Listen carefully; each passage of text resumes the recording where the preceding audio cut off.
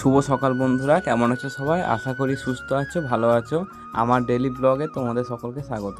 সকালে ঘুম থেকে উঠে ফ্রেশ হয়ে আমি বাসনটা মেজে নিই। বাসন মেজে সাইকেল নিয়ে বেরিয়ে পড়ি বাজারে যাওয়ার জন্য, যেহেতু আগের দিন সাইকেলটা লিক হয়ে গেছিলো। আর আজ দুপুরে আছে ক্যাটারিং, যার জন্য সকাল সকাল সাইকেলটা সারিয়ে নিয়ে চলে আসি রোহিতদার দোকান, মুদিখানা দোকান নিতে।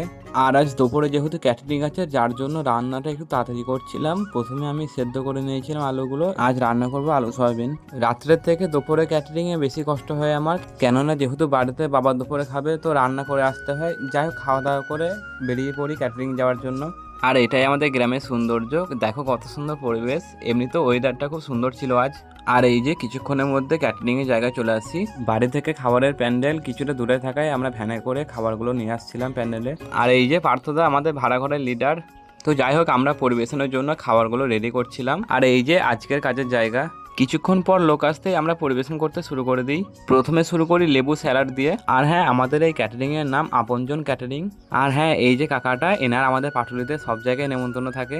আর এই যে এই ভাই আমাদের ক্যাটারিং আজ নতুন যোগ দিয়েছে। তো শেষমেশ আমরা ক্যাটারিং শেষ করে বাসনটা মাজতে বসি। বাড়ি এসে একটু যে রেস্ট নেব তারও উপায় নেই, কেননা বিকেলে ছিল পড়ানো। যাই হোক, তাড়াতাড়ি করে পড়াতে বেরিয়ে পড়ি। ক্যাটারিং এমন একটা কাজ যেখানে সবসময় হাঁটাচলা করতে হয়, যার জন্য প্রচণ্ড পায়ে ব্যথা হচ্ছিল। তো পড়ানো শেষ করে বাড়ি ফিরে আসছি। বাড়ি ফিরে এসেও রেস্টের কিন্তু কোনো উপায় নেই, কেননা সন্ধে দিতে হবে, ভেড়াগুলো তুলতে হবে।